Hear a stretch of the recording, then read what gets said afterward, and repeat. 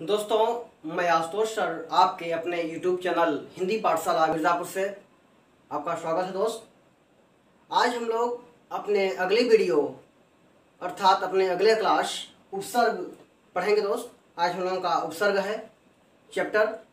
तो आज हम लोग जानेंगे कि उपसर्ग किससे कहते हैं, उपसर्ग कितने प्रकार के होते हैं, उपसर्ग माने क्या होता है, उपसर्ग के शाब्दिक अर्थ क्या होते हैं। तो इन सारी चीज़ों का आज हम अध्ययन करेंगे। दोस्त, तो सबसे पहले आज हम लोग पढ़ेंगे क्या कि उपसर्ग का शाब्दिक अर्थ क्या है, उपसर्ग का मतलब क्या होता है। ठीक, तो उपसर्ग देखिए कैसे बना है, उपधन सर्ग, उपधन सर्ग बराबर उपसर्ग। ठीक है, अब उप माने क्या होता है दोस्त, उप माने होता है समीप, उप माने समीप होता है, और सर्ग माने होता है सृष्ट करना अर्थात सृष्ट करना अर्थात एकत्रित करना। ठीक, तो अब इसकी परिभाषा क्या होती है उपसर्ग की, ऐसे शब्दांश जो किसी भी शब्द के पहले अर्थात आगे लगकर उसके अर्थ में परिवर्तन ला दे, उसके अर्थ में विशेषता ला दे, उसे उपसर्ग कहते हैं। ठीक दोस्त, आप समझ गए कि ऐसे शब्दांश जो किसी शब्द के पहले या आगे लगकर उस शब्द के अर्थ में विशेष परिवर्तन ला दे, उसे हम कहते हैं उपसर्ग। ठीक, जैसे मान लीजिए कि एक शब्द है, लिखा है हार, हार शब्द लिखा है, तो इसका आप दो अर्थ समझेंगे। पहला इसका मतलब होगा गले का हार, गले का हार या गले की माला, और दूसरा इसका अर्थ हो जाता है दोस्त पराजय। आप यही समझते हैं हार का मतलब ना। लेकिन अगर इसी हार शब्द में अगर हम प्र उपसर्ग जोड़ दें, अब देखिए प्र उपसर्ग है, प्र उपसर्ग कहाँ है, कहीं ना कहीं प्र उपसर्ग है, देखिए प्र उपसर्ग होता है, तो प्र उपसर्ग हम जोड़ दिए और उसके बाद हार लिख दिए, तो जो है कि हो जाता है क्या दोस्त, प्रहार। अब देखिए इसके अर्थ में परिवर्तन हो गया और यह शब्द और सुंदर हो गया। प्रहार माने होता है चोट पहुंचाना। ठीक, और मान लीजिए हार शब्द है और अगर हम वी उपसर्ग जोड़ दिए तो क्या हो जाएगा, विहार, विहार। अब देखिए इसके शब्द में परिवर्तन हो गया अर्थ में। विहार माने होता है घूमना टहलना। ठीक है, अगर हम इसमें इसी हार में अगर संग उपसर्ग जोड़ दिए तो ये क्या हो जाएगा, ये हो जाएगा संहार। अब संहार माने क्या हो जाएगा दोस्त, संहार माने होता है संहार करना, विनाश करना, मारना। तो कहने का मतलब यह है कि हम इस पर जो है उपसर्ग लगाते जाएंगे और शब्दों का एक नया रूप बनता जाएगा, नया अर्थ बनता जाएगा, उसमें विशेषता आती जाएगी। तो कहने का मतलब यह है कि शब्द के पहले जो शब्दांश जुड़कर उसके अर्थ में परिवर्तन ला दे दोस्त, उसे हम कहते हैं उपसर्ग। ठीक, अब दूसरा सबसे बड़ा प्रश्न यह होता है कि उपसर्ग कितने प्रकार के होते हैं या उपसर्ग को कितने आधारों पर बांटा गया है। ठीक, तो आप यह देख रहे हैं कि जो उपसर्ग है, उपसर्ग कई आधार में बांटे गए हैं, जैसे हिंदी के उपसर्ग, संस्कृत के उपसर्ग, अरबी फारसी के उपसर्ग, अंग्रेजी के उपसर्ग और कुछ प्रत्यय संबंधी उपसर्ग। ठीक है, तो कहने का मतलब यह है दोस्त कि हमें मुख्य तो दो ही होते हैं, एक संस्कृत के उपसर्ग और एक हिंदी के उपसर्ग। तो जो संस्कृत के उपसर्ग होते हैं वो संस्कृत भाषा में और जो हिंदी के उपसर्ग होते हैं वो हिंदी भाषा में। लेकिन कभी कभी क्या करता है कि जो हिंदी के जो उपसर्ग होते हैं उसमें संस्कृत के उपसर्ग को भी जोड़ देते हैं। ठीक है, अब आप समझ रहे हैं ना। तो अब आप समझिए कि जो संस्कृत का उपसर्ग होता है, जो संस्कृत का उपसर्ग होता है उसकी संख्या 22 होती है, और जो हिंदी का उपसर्ग होता है उसकी संख्या दोस्त होती है 10। ठीक है, कभी कभी पूछता है परीक्षा में कि हिंदी में उपसर्गों की संख्या कितनी होती है, तो 10, और संस्कृत में उपसर्गों की संख्या कितनी होती है, तो 22। ठीक है, तो आप समझ रहे हैं। तो कहने का मतलब यह है दोस्त कि आपको हम बता दें कि जो संस्कृत के उपसर्ग होते हैं, तो आज हम लोग सबसे पहले 22 उपसर्ग संस्कृत के पढ़ेंगे। जो है कि देखिए रेड से देखिए लिखा है 22 उपसर्ग, और यहाँ से आपका हिंदी का उपसर्ग प्रारंभ है। तो हम लोग सबसे पहले संस्कृत का उपसर्ग पढ़ेंगे, उसके बाद हिंदी का उपसर्ग पढ़ेंगे, उसके बाद अरबी और फारसी का ही पढ़ेंगे। तो सबसे पहले संस्कृत का चलते हैं। तो चलते हैं दोस्त, आप उपसर्ग का मतलब जान गए, उपसर्ग के प्रकार जान गए। अब जो है कि हर भाषा के आधार पे बांटे गए हैं, हिंदी के उपसर्ग, संस्कृत के उपसर्ग, अरबी फारसी भाषा के उपसर्ग और जो है अंग्रेजी के उपसर्ग। तो कई भाषा के आधार पे कुल 5 जो है कि आधार में बांटा गया है, लेकिन मुख्य आपको याद करना है संस्कृत के उपसर्ग 22 और हिंदी के उपसर्ग आपके 10। ठीक, तो हम चलते हैं दोस्त कि संस्कृत का उपसर्ग जो है, संस्कृत के उपसर्ग कितने होते हैं आपको हम बता दिए, 22 प्रकार के, अर्थात 22 उपसर्ग होते हैं। पहला है अति। ठीक, पहला क्या है, कौन सा उपसर्ग है, अति। अति का अर्थ होता है दोस्त अधिक, अधिकता। तो जो है कि इसका शब्द कैसे बनता है, अब अति लगा रहेगा, देखेंगे आप, अतिरिक्त, अतिशय। ठीक, देखिए अति लगा है ना, अतिरिक्त, अतिशय। अगला है अधि। अब अधि का अर्थ होता है दोस्त ऊपर या बढ़ोतरी। तो इसका अर्थ क्या होता है, अधिकार, अधिपति।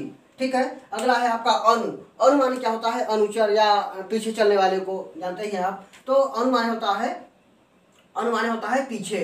अब अनु उपसर्ग का शब्द कैसे बनता है, अनुचर, अनुकरण। ठीक, अगला है आपका अप। अप माने होता है बुरा। ठीक, तो अब देखिए अप लगा होगा तो अपयश, अपमान। अगला है आपका अभि।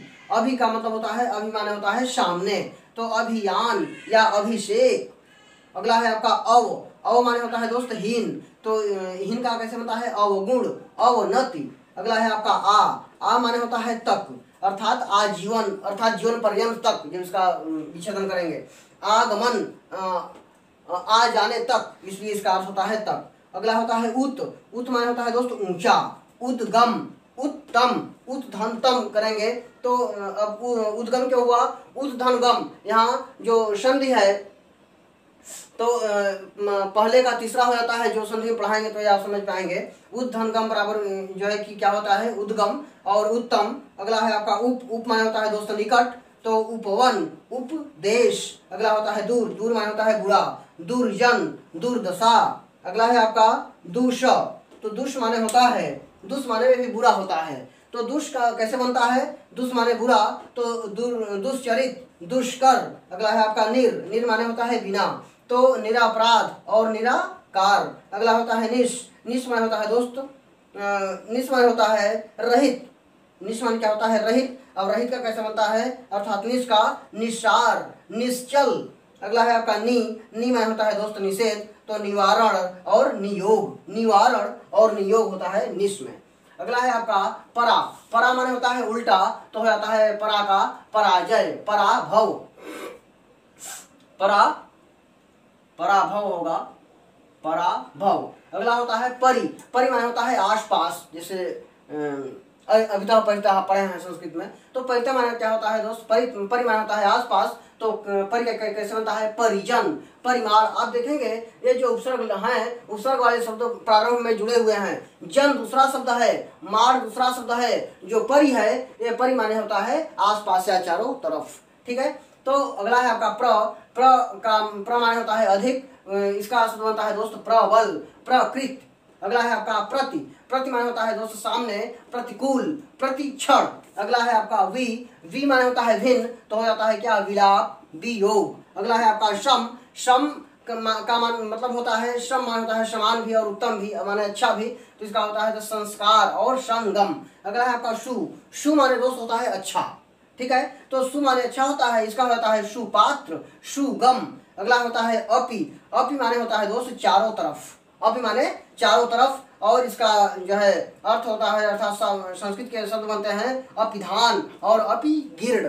ठीक है, ये हमने एक उपसर्ग में दो ही शब्द लिए हैं, शब्द तो आप बहुत दे सकते हैं, चूंकि अब बोर्ड में कम जगह था और जो है कि ऐसे आपको मुंह से हम बता सकते हैं, लेकिन लिखने में यहाँ प्रॉब्लम था, इसलिए दो ही शब्द लिए हैं दोस्त। और आप इतने बुद्धिमान हैं कि समझ जाएंगे। अब आगे हम चलते हैं दोस्त, आगे है हमारा हिंदी के उपसर्ग। अब यहाँ से, अब यहाँ देखिए 22 हो गया ना, अब संस्कृत का उपसर्ग खत्म हो गया, यहाँ नहीं लिखे थे, जगह नहीं था, यहाँ लिख दे रहे हैं। यहाँ हिंदी के उपसर्ग, ठीक है, हिंदी के उपसर्ग, तो यहाँ से आप समझ जाएंगे कि हिंदी के उपसर्ग है, और ये जो है कि 9 और 10 दो एक 10वां उपसर्ग है हिंदी का। तो अब हिंदी के उपसर्ग में हम आते हैं। हिंदी के उपसर्ग में सेम उसी तरह से है दोस्त जैसे संस्कृत का है। तो जैसे हिंदी का पहला उपसर्ग है अ का मतलब होता है अभाव। अब अभाव के सेंस में कौन कौन से शब्द आते हैं, जैसे अथाह, अटल। अगला है आपका अन माने होता है निषेध, निषेध माने होता है मना करना या मत, तो अनबोल, अनपढ़। ठीक है, अगला है आपका अध माने होता है आधा, जैसे अध पका, अध मरा, अध जला। ठीक है, यहाँ आधे के सेंस में लेते हैं। अगला होता है दोस्त ऊन माने होता है एक कम, जैसे 29, 39, 19, 59, 69, एक कम। ठीक है। तो यहाँ 29 और 59 दोस्तों हमने लिया है। अगला है आपका दोस्त कु। कु माने होता है बुरा, कु का होता है कुचाल या कुचक्र, ठीक है। अगला है आपका स माने होता है अच्छा, तो स का होता है सपूत और सरस, सपूत और सरस, ठीक है। अगला है आपका भर। भर माने होता है पूरा, भर माने क्या होता है पूरा। भर माने आप समझ पा रहे हैं ना, भर माने होता है पूरा, जैसे भरपेट, भरपूर। अगला है आपका बिन। बिन माने होता है बिना, ठीक है, बिना। तो बिना से बिन ब्याहा, बिन बोया, बिन देखा, बिन चाहा, तो ऐसे वर्ण बनते हैं। अगला है आपका नी। नी माने होता है बुरा, तो बुरा के सेंस में क्या बनता है निडर और निहत्था, निडर और निहत्था। अगला है आपका दू। दू माने भी होता है बुरा, जैसे दुबला, ठीक है, दुर्दशा, ठीक है। तो कहने का मतलब यह है, दुर्दशा नहीं करेंगे, दुकाल कह लेंगे इसको, दुबला दुकाल, दुर्दशा में दूर हो जाएगा, दुबला दुकाल, ठीक है। तो दुबला दुकाल, तो ये जो है कि दोस्त बुरा में के सेंस में हो गया। तो कहने का मतलब यह है कि हिंदी के 10 उपसर्ग और संस्कृत के 22 उपसर्ग, 22 और 10 32 उपसर्ग आपको ये पढ़ना है। और आगे आपको अरबी और फारसी के भी दोस्त उपसर्ग पढ़ने हैं। तो ठीक है, आपने 22 उपसर्ग अति, अधि, अनु, अप, अभि, अव, आ, उत, अप, दूर, दुष, निर, निस, नी, परा, परि, प्र, प्रति, वि, सम, शु, अपि। आपने संस्कृत के पढ़े 22 और 10 हिंदी के जो है अ, अन, अध, उन, कु, श, भर, बिन, नी, दू, ये 10 आपके हिंदी के उपसर्ग हैं दोस्त। तो 10 हिंदी के उपसर्ग और 22 आपने संस्कृत के उपसर्ग पढ़ा, ठीक है। तो और आगे हम लोग चलते हैं अरबी और फारसी के उपसर्ग में, ठीक है दोस्त। तो आपने हिंदी और संस्कृत के उपसर्ग पढ़े, आगे है आपका अगला है दोस्त आपका अरबी फारसी का उपसर्ग और अंग्रेजी का उपसर्ग है आगे। और उसके बाद में ये जो और अंग्रेजी के नीचे आप देख रहे हैं अधः, अंतः, अ, चीर, तो ये जो है उपसर्ग और प्रत्यय और संस्कृत के तमाम शब्दों से लिए गए हैं, इसकी गणना नहीं की जाती, ये अतिरिक्त उपसर्ग होते हैं दोस्त, ठीक। तो आज हम लोग आगे पढ़ते हैं कि अरबी फारसी के उपसर्ग। और अरबी फारसी में देखिए कुल 13 उपसर्ग दिया गया है, ठीक है। तो 13 उपसर्ग हम लोग अरबी फारसी से लिए हैं। ये कौन कौन से है इसको हम लोग पढ़ते हैं। तो पहला है आपका कम, ठीक, पहला अरबी फारसी का उपसर्ग है दोस्त कम। कम का अर्थ होता है थोड़ा। तो इसमें थोड़ा के सेंस में कौन कौन से शब्द लेते हैं, अर्थात अब देखिए उपसर्ग में कम है ना, तो हर शब्द में कम लगा होगा। कमजोर, कम अक्ल, ठीक है, कम है तो कमजोर, कम अक्ल। दूसरा है खुश। खुश माने होता है, खुश का अर्थ होता है अच्छा।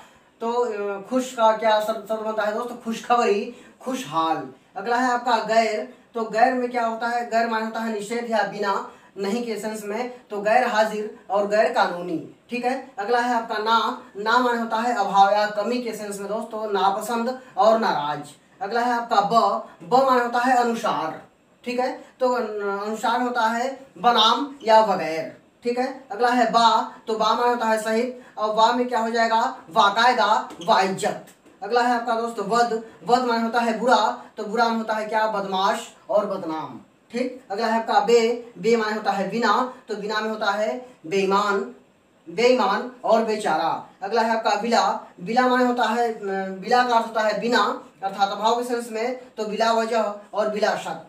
अगला है आपका ला माने होता है रहित या कमी के सेंस में, तो लापरवाह और लाचार। अगला है आपका सर। तो सर माने होता है मुख्य या प्रमुख, तो सरताज और सरदार। अगला है आपका हम। तो हम माने होता है समान या एक भाव, तो हमराज और हम उम्र, ठीक है। अगला है आपका हर। तो हर में होता है प्रत्येक या शब्द, तो हो जाता है हर दिन या हर बार, हर दिन या हर बार। तो अरबी फारसी के उपसर्ग यही 13 हैं, कम, खुश, गैर, ना, वा, वद, वे, बिला, ला, शर, हम और हर।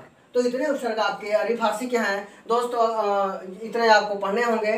तो आप उपसर्ग में यह ध्यान देंगे, जैसे कोई भी शब्द लिखा हुआ है और आपको समझ में नहीं आ रहा है, तो तुरंत आप उसको तोड़ दें, उसका आप संधि विच्छेद कर दें, अपने आप वह सेंस निकल जाएगा। और आप यह ध्यान देंगे कि वह जो है कि शब्द का पीछे वाला भाग या आखिरी वाला भाग कोई सेंस निकलता रहे दोस्त, तभी जो है कि उपसर्ग होगा। आगे आप देखेंगे अंग्रेजी के उपसर्ग में देखेंगे, अंग्रेजी के उपसर्ग में 6 उपसर्ग दिए गए हैं, 6 उपसर्ग आपको पढ़ने हैं। पहला है आपका अंग्रेजी के उपसर्ग में सब। सब माने होता है नीचे, नीचे का मतलब होता है कि उससे नीचे, समझ रहा है ना।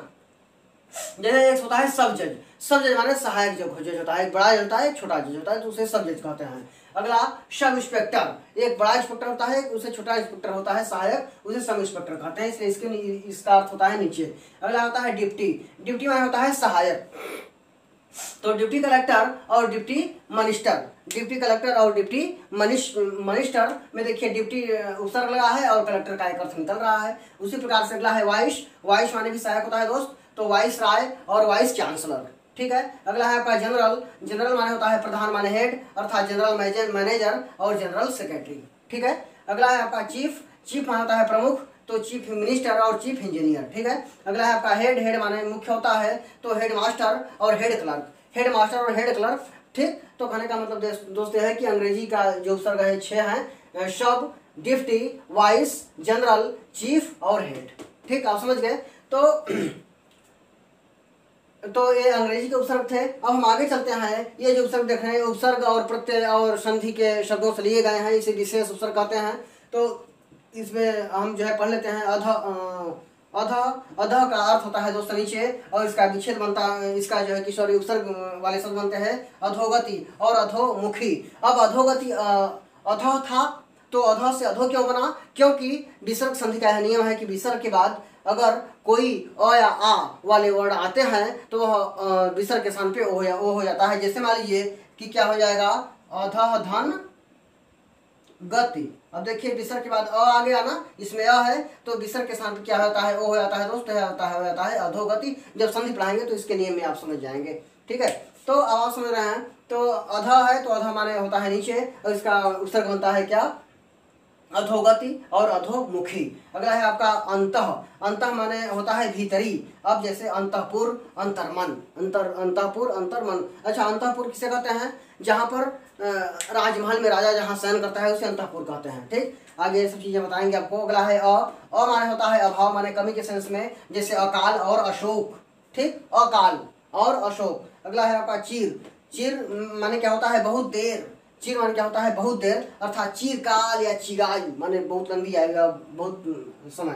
अगला है आपका पुनर, पुनर माने होता है फिर या पुनः, तो पुनर्जन्म और पुनर्जीवन, पुनर्जन्म या पुनर्जीवन, आप समझ रहे हैं। अगला है आपका बहिर, बहिर माने होता है बाहर या बाहरी, तो इसका मतलब होता है दोस्त बहिर्गमन और बहिष्कार। अगला है आपका सत, सत माने होता है सच्चा या सही, तो इसका मतलब होता है, इसका शब्द बनता है सज्जन या सदाचार, ठीक। अगला है पूरा, पूरा माने होता है पुरातन, ठीक है, तो पुरातन में पुरातत्व और पुरावृत्ति होता है। आगे है सम, तो सम माने होता है तो समान, सम में बनेगा समकालीन और समकोण, समकालीन और समकोण। अगला और आखिरी है सह, सह माने होता है साथ, तो साथ में क्या बनता है, सहपाठी और सहयोगी, ठीक। ये हमने दो ठोस शब्द लिए थे कि आपको समझाने के लिए। इस एक उपसर्ग में कई ढेर सारे शब्द आप ले सकते हैं, लेकिन 2 ही शब्द से आप समझ जाएंगे दोस्त। तो कहने का मतलब है कि ये जो शब्द थे हमारे विशेष उपसर्ग के अंतर्गत आने वाले अध, अंतः, अ, चीर, पुनर, बहिर, सत, पूरा, सम और स, तो इतने जो 10 शब्द थे, उसके आगे हमने जो है कि उसके पहले हम इन्हें रख करके हमने शब्दों के अर्थ में विशेषण ला दिया और विशेषण को आपने समझा, तो इसे ही दोस्त हम कहते हैं उपसर्ग। और वो उपसर्ग आप समझ गए, उपसर्ग का मतलब होता है कि किसी भी शब्द के पहले शब्दांश लगा करके उसके अर्थ में परिवर्तन ला देना ही उपसर्ग कहलाता है। और उपसर्ग के आप प्रकार भी है, उपसर्ग के आप अर्थ भी समझ गए दोस्त। तो अब हम लोग जो है कि अपने अगली वीडियो में अगले टॉपिक पे चलेंगे, और उपसर्ग में आपको इतना ही पढ़ना है दोस्त। तब तक के लिए नमस्कार, ठीक है दोस्त।